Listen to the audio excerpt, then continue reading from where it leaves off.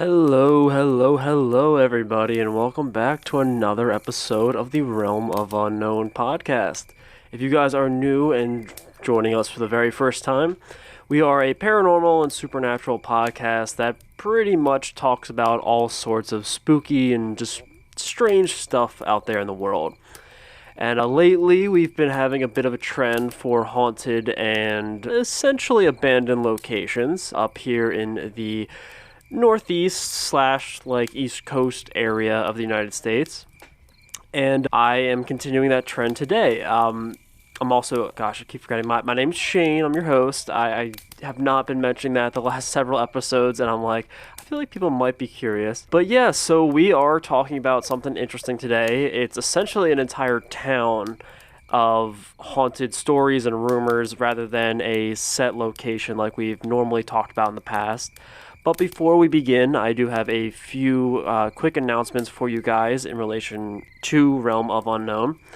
First off, if you are following us over on social media, you are probably aware that we have been updating stuff over on YouTube a bit more consistently. So if you are someone who listens to the podcast primarily over there for that platform, good news. I believe we're up to episode 44 or something, so only maybe 10 episodes behind at this point. Obviously, it's in a video format, but it's primarily audio. And also over on the general website, there has been a bit of a design overhaul when it comes to how the website actually looks and functions. And also for the articles themselves, they have, I believe, been caught up to, at the time of recording this, Constitution Road or Drive. Goodness, I'm forgetting everything. Which I believe is episode 51 or 52, if I'm not mistaken. So it's only maybe a few weeks behind at this point, and it'll probably catch up by the time this gets released and that week of release, essentially. So if you are interested in essentially reading over the articles, I call them articles. They're essentially my scripts and notes that have been compiled into a more readable format, so to speak. And those are all over there. If you want to check it out, it's realmofunknown.com. There's also links to, all the social medias from that point, as well as a quick synopsis and a way for you to contact me directly if you have any stories or anything that you want to reach out about. Additionally, the last final point is the Patreon. If you guys are interested in supporting the podcast, we do have the Patreon. That's Realm of Unknown / I'm doing it in reverse. It's patreon.com/Realm of Unknown. And we have a $1, $3, and $5 tier list over there for bonus episodes, series, monthly polls, and behind-the-scenes content. If you are not up to date with what's going on, every single week you get a new episode like this, but there's also another 15 at least minute bonus series over on the Patreon that gets released the same day. Now that is more in relation to weird and bizarre stuff that is currently ongoing. So any strange news, weird sightings, updates in the cryptozoology world or the UFO world, all that sort of good stuff we discuss over there on the Patreon. And that is exclusive to all tiers, so 1 through 5 or whatever you decide to do. And if you are interested, again, the Patreon is Realm of Unknown. Now, without further ado, we shall get into today's story. Today, we are talking about Helltown. And Helltown is an abandoned small town that's located in essentially the middle of Ohio. And the location is pretty much teeming with crybaby bridges, haunted school buses, supposed mass human sacrifice sites, and even mutant animals. There is a lot. Although there is some weird speculation when it comes to the town itself that we will talk about towards the end. We're going to actually talk about the town itself as a whole, as a structure, as a town and a settlement, before, during, and how it sort of became what it's known today as Helltown. So the town, again known as Helltown, is formerly known as Boston, Ohio, or Boston Village, due to the size of the settlement. Goes by a few sort of names. I believe it's also in Boston Township. It's just that area of Ohio. However, when it comes to this story, I am going to pretty much exclusively call it Helltown to sort of avoid some confusion with just calling it Boston, and people maybe, if they're hopping in at random times, may not know that we're not talking about Massachusetts. So Helltown was founded in 1806, again, originally named Boston or Boston Village, and originally the settlement's claim to fame was that it stood as the oldest village in Summit County, Ohio, which is, good for them. The construction of the Ohio and Erie Canal during the mid-1820s brought a lot of people into the region. There were a lot of mills that were going up at that time for textiles and other industries, and it was bringing a lot of, industrial people and craftsmen into that area and sort of building out the town itself and the settlement itself into what it essentially became for a good while. The area then continued to flourish as a railroad station was constructed into the town. And from there, it just, throughout the 1800s, it just became like a big industrial haven, essentially, for that area, at least.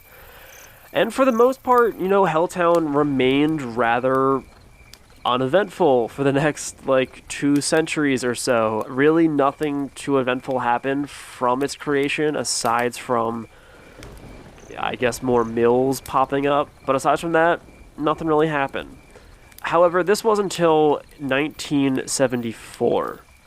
At this point in time, the nation of the United States was having a lot of growing anxiety in relation to disappearing forest land and just nature in general. There was a lot of sort of encroachment into certain areas, and a lot of people were kind of done with it and wanted to sort of maintain a lot of these locations as national parks.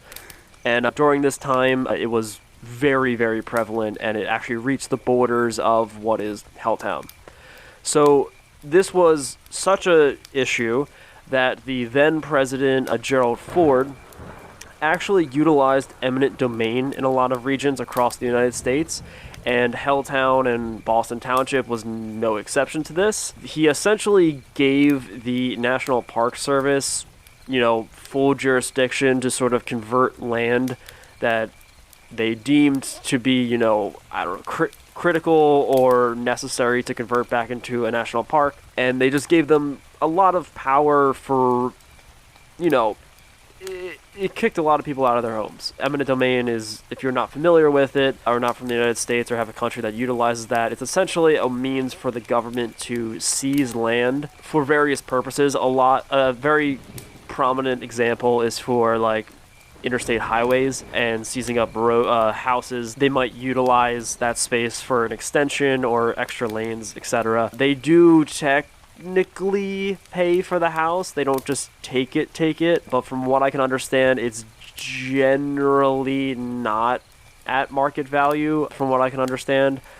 And then don't quote me on that. I'm not going to say I'm an expert on that, but from what I've seen from past stories, you get some cash, but it's not what you are technically owed for the land. And this was happening to Boston Township. And due to this new law, this new bill being put into motion, on December 27th of 1974, hundreds of acres of Ohio, including the land that was Boston Township, or is still technically Boston Township, were officially designated as a national recreation area. The Park Services decided that Boston Township would be the new home of I'm going to completely pronounce this wrong, the Cuyahoga Valley National Park. And the beginning of the process was, again, buying up the properties and the homes of the residents that were there for however long this settlement was there. The new encampment was established, and all of the displaced residents and families were sort of put there for temporary reasons, or just, new homes until they find something new. They expressed their frustrations, however, with the messages that they scribbled on the walls of these new homes, one in which actually read, "Now we know how the Indians felt," which, take that as you want. The newly emptied homes were all pretty much boarded up at this time, so these were the old residents' homes, the homes that were there already. It essentially looks as though they were just completely abandoned, and no trespassing signs were put up pretty much all over the place. However, the government never really went through with their plans. In their hopes of converting it into a national park. Helltown very quickly became, neglected, with all the boarded up homes remaining abandoned for years and years and years. And the settlement of Helltown felt as though, everyone simply just vanished one day. And this sort of almost apocalyptic feel to it led to a plethora of urban legends and stories that were developed well over the years and into modern time. And those are the stories that we're going to be talking about today. So, there is, many legends and many myths, but there's not a soul that lives within Helltown proper. There are some stories that you'll see out there that say that people were, but no, no actual legal resident was living there. If people were there, they were either squatting or just hanging out or camping. But there's still remnants of the life that these people once had that were left behind. This includes an abandoned school bus that's out in front of a person's house. There's an old church in the center of town. There was a slaughterhouse/barn and a graveyard, which is still filled with a lot of graves. The town itself is surrounded by a lot of dangerous roads that seemingly lead to nowhere, and we'll talk about that in a bit. And within a few years, the, apocalyptic feel sort of encroached in on the town as nature sort of took back a lot of what was there. And I'll share a lot of the photos of this over on social media for Instagram and Twitter, as well as the Patreon for you guys if you are curious to check it out, because it's pretty interesting. So first off, I want to talk about the Satanic Church, quote unquote. This is the abandoned church that's located in the center of town and is said that, by many people, quote unquote, to be the area of worship by many people worshiping the devil. Now, reports of mutilated animals and sort of carcasses are seen throughout the area, and satanic symbols are reportedly drawn and graffitied and vandalized all over the town. And the epicenter of this, again, is the small white church in the center of town called the Mother of Sorrows. Supposedly, it's where black masses were conducted in the, it's a very, very small place, so I guess one-room church. And there are upside-down crosses seen all throughout the building. There are all sorts of theories out there as to why this is. Some say that the church is the place, again, where satanic worshippers sort of began to populate after the residents had to move out. And others actually say that the Satanists actually hide out in the woods, just off the closed-down roads, essentially waiting for people and visitors to come by. Some accounts say to recruit them, others say to attack them. It kind of varies. Overall, though, it just says, be safe. But, Now, in relation to these closed down, roads that go to nowhere, there are two roads through Helltown that are both labeled as essentially dead ends. Even though you can watch them, continue onwards out into the distance, legend says that, these satanic cults put up these signs in order to keep people away from their hideouts, sort of, keep them safe, to keep people away. One of these roads is Stanford Road, and this is actually one of the main roads that cuts through Helltown. And it's sometimes referred to as the end of the world, or the highway to hell. It is a twisting and rather dangerous road that has a lot of very sharp inclines, very steep sections, and a sort of very steep crust at the top of a hill that if you are not looking, or if you're looking from a very far distance, it looks as though you're about to run off a cliff, essentially, hence the name The End of the World. There are some stories that indicate that the road itself is actually evil and is known to, quote-unquote, possess your vehicle, causing there to be, fatal accidents, cars to run off the road, people to, lose control of their vehicle for no apparent reason. And it is also said that if you park your car at the end of Stanford Road, you may be met with some rather creepy sensations of hands and random strangers sort of patrolling the area, essentially, coming up to check out your car.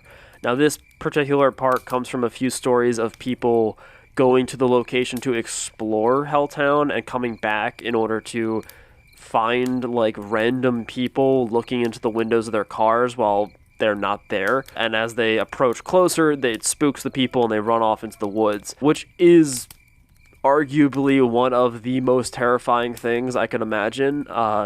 Just being in the woods, watching as someone is like scouting out your car.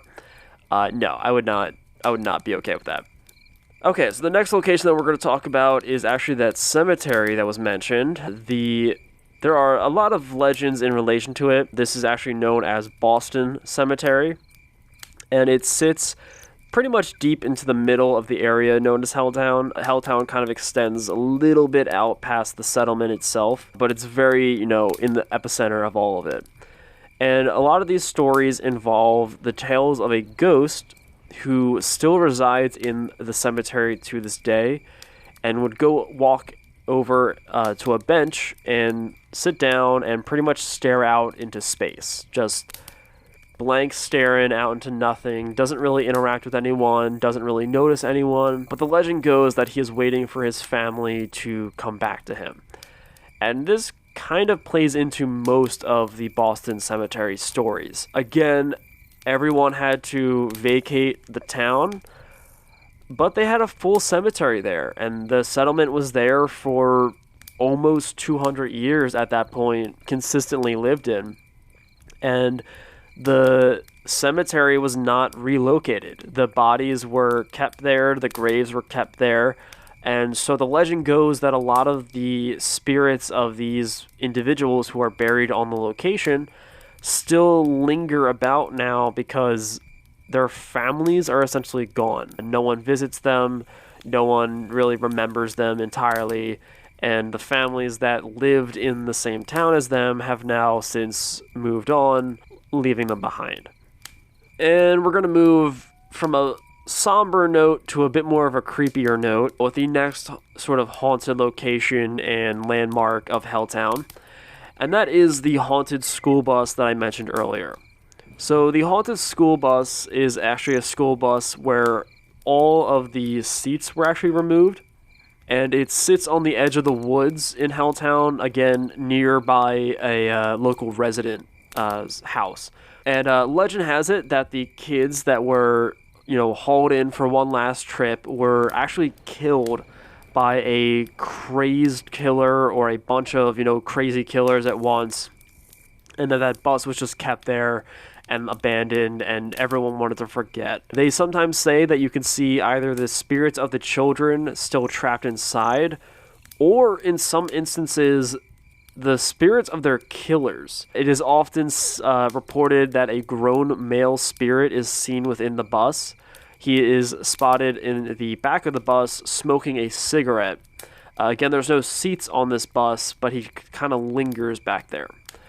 Ghost hunters and paranormal enthusiasts who go to the location have supposedly also captured photos of what appears to be children and random faceless individuals in the windows of the bus while they're outside.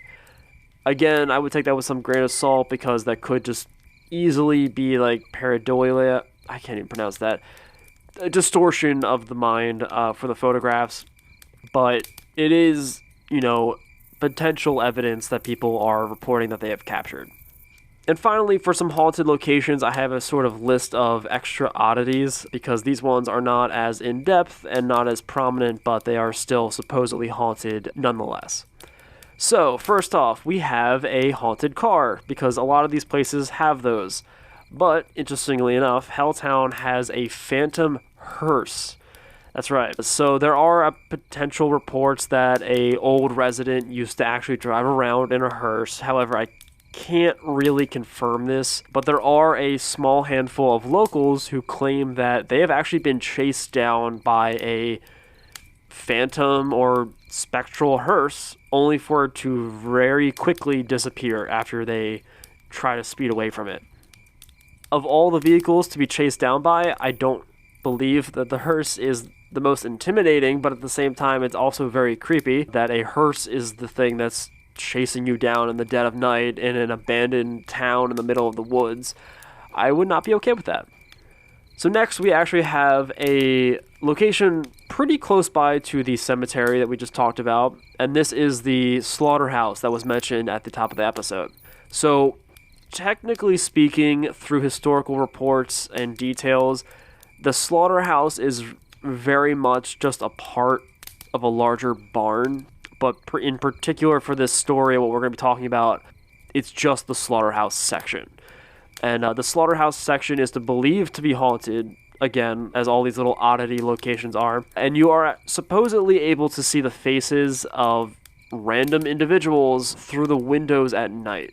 Again, this is while you're outside of the slaughterhouse, looking inwards. You're able to sort of see people essentially watching you from inside, which is very creepy. And last, for the supposedly haunted locations of Helltown, we have an abandoned house. And that's it. Abandoned houses are pretty much all you can expect when it comes to Helltown. However, there are some local reports that say that there is one that is haunted.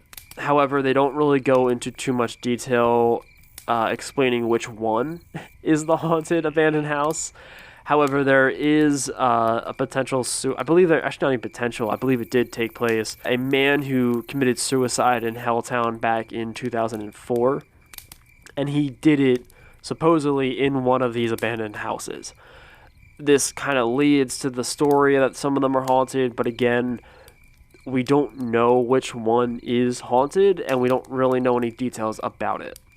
So the last little thing I want to talk about is sort of like one of the bigger urban legends and stories that comes out of Helltown. And this is in relation to a chemical spill / government cover-up, potentially. So Mutant Town or Mutane Town are two alternative names in relation to Helltown and the area itself.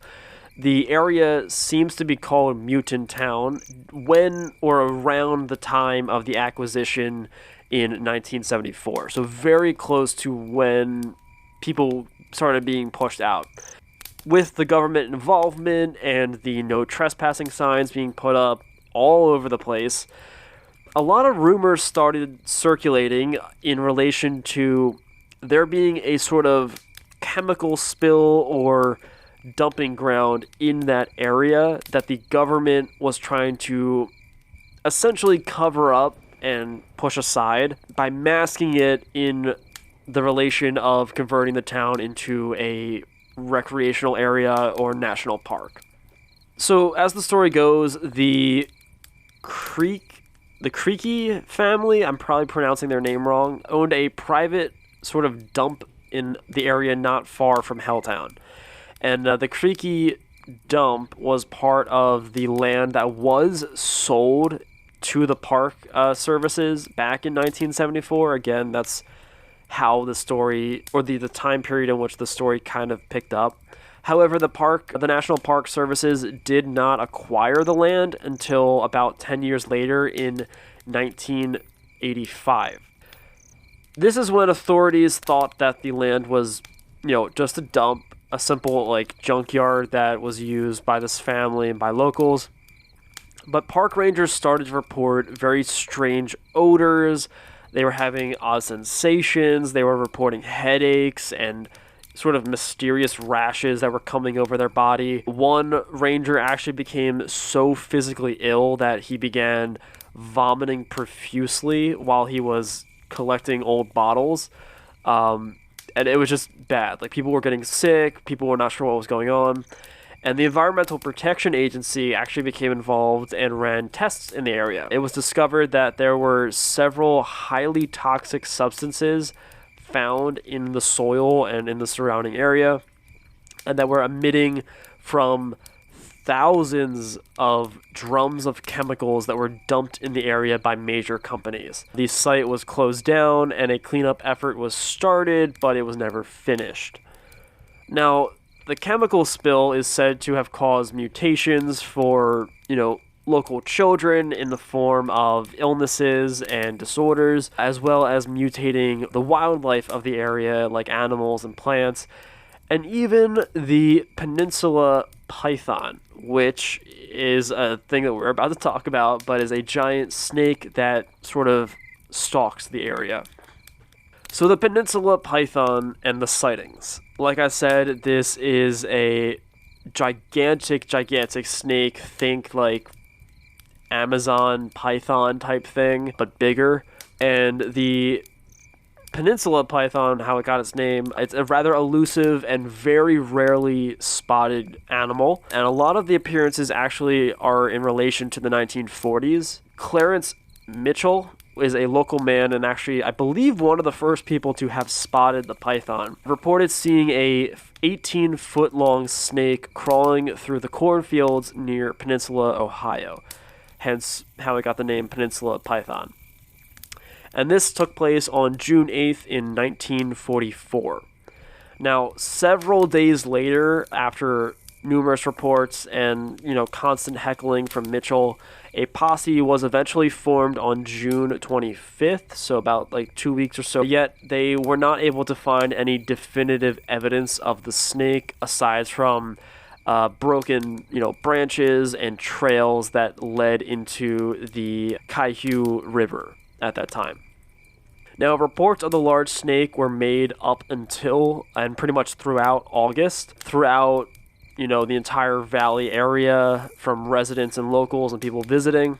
This included a Pauline Hopko, who spotted the serpent slithering through the willow tree in her backyard. The snake actually frightened her cow and cattle of the area so much that they actually broke loose and ran off into the fields. This being said, a rather good explanation for these serpent sightings might not actually have to do with the chemical spills, but rather a story that comes from the 1930s. This is actually in relation to an escaped snake from a carnival truck that supposedly crashed in the area back in 1934, and the snake was never recovered, so it is a potential good culprit. I don't know how long pythons live for. Actually, let me see if I can do a quick Google check right now. Python's lifespan. Okay then, I just did a quick Google search, and actually this could be an explanation. So if the crash took place in 1934, and there were sightings of a very large python in 1944, the average lifespan, at least of the ball python and stuff like that, they range from 25 to 30 years. So it could very easily have been the snake that escaped during the car crash. So I didn't know that when putting the notes together, but that's actually rather interesting. So that's a lot of the stories that come out of Helltown, aside from, creepy stuff in general. It's the woods, it's abandoned, all that stuff. But to sort of wrap up and conclude the sort of myths surrounding Helltown, I have to pretty firmly state that a lot of them are very easily refuted. For instance, the small, potentially satanic church with the upside down crosses, all over it. It's actually pretty common for that architectural style. I believe it was a Gothic style chosen for that building. And it just happens to be that the architecture looks like upside down crosses. It's not rooted in satanic activity. Now, I can't say for certain that, teens trying to be Satanists were not in the location. I'm just saying that the church itself was not originally built for that purpose. Furthermore, the haunted bus that was supposedly, haunted by the slain victims of a crazed killer, that's actually not the case. So the haunted bus actually was a location used by a local family, hence why it was positioned in front of their home. And they actually lived in the bus for a short period of time, hence why the seats were all taken out. And this was due to their house being, temporarily under construction. So they were not able to live in the house, so they moved outside and lived slept in, at the very least, the school bus. So these explanations, of course, they don't diminish the sort of enthusiasm that a lot of people have for the legends, particularly locals, the people that know the area. And it doesn't, by any means mitigate the sort of unusual occurrences or just bizarreness that Helltown has. For instance, like the python that we mentioned, it could easily be explained by that escaped snake or another escaped snake. But locals, nonetheless, still celebrate Python Day in honor of this supposedly legendary giant snake that still resides in the area. And all the more, it's just one of those spooky locations that kind of stuck around throughout history. Unfortunately, though, come the summer of 2016, so fairly recently, all the abandoned houses and structures that once made up Helltown, unfortunately, were torn down. So that includes all the abandoned houses, the supposedly haunted house, I believe the slaughterhouse and the barn were taken down. I don't know about the church 100%, but from what I can understand, it's pretty much all the buildings and all the structures. And it's now more officially a national park that sort of enveloped it, and it leaves very little of what was once there. Nonetheless, though, you can still visit and explore the location for yourself, perhaps to find some of the strange energies that may have lingered. Unfortunately, though, you're not going to be able to explore, like the haunted bus or the church and all these locations. I believe the graveyard might still be there. I did not see any reports of them relocating bodies. So the Boston Cemetery should still be in that area for you to explore. But overall, though, there's just not a whole lot left. It would have been nice to know about this story years ago. Obviously, I'm in Pennsylvania, so technically we're right next to Ohio, but where I am in PA, getting to the other side of PA is like a 12-mile fucking ride. I don't know how it is. It just is. So getting here in Ohio would be like a day trip just to drive. So we'll see. I believe this location overall is rather close to Cincinnati, from what I can understand. So if you are interested, look it up. Again, it's a national park, so you're more than welcome to go and explore on your own. It's open to the public. I believe you just have to let them know you're there. Otherwise, I'm pretty sure you have free reign. It's a national park. It's public land, that sort of stuff. But otherwise, though, that is Helltown, the town that was forgotten, the haunted town of Ohio, and just a lot of urban legends associated to that place. Otherwise, though, I have nothing else to talk about. But if you guys have your own stories, if you're local from that area and you want to talk about it, please feel free to reach out. You can reach out over social media. I'm on all platforms as Realm of Unknown. You can reach me via email at realmofunknown@gmail.com, or you can reach out via the website and fill out the contact form. It will get to me as well. Once more, again, check out the social medias, but feel free to check out the Patreon if you are curious about supporting the podcast. And if you want some more of the good podcast, after this, you're listening to this right now, there is going to be a bonus episode uploaded to the Patreon, literally right now. So if you are interested in some bonus content and you want to continue supporting the podcast for more stuff to come out and some more stories and just better overall everything, go over there. It's patreon.com/Realm of Unknown. And if you can't support the podcast financially, leaving a review would mean a whole heck of a lot.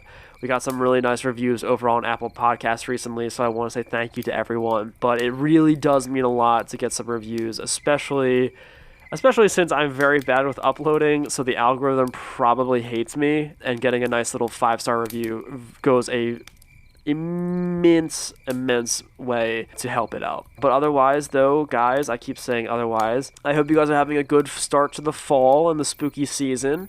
I'm not sure what I'm going to be doing for October this year. We'll see. But moving forward, I do have some interesting topics that I want to get off the plate. So maybe I'll be pushing those into October, and then we'll see where it goes from there. I'll keep you guys posted over on social media, and I'll keep you guys posted with these episode uploads as well. But for now, it's kind of up in the air. But I do hope you enjoy it, and I hope you guys get to go somewhere spooky, get to go somewhere, nature-driven to see the leaves change, and just have a great autumn overall. Alright guys, I hope you guys had a great time. I hope to see you guys next week, and until then, remember to stay spooky.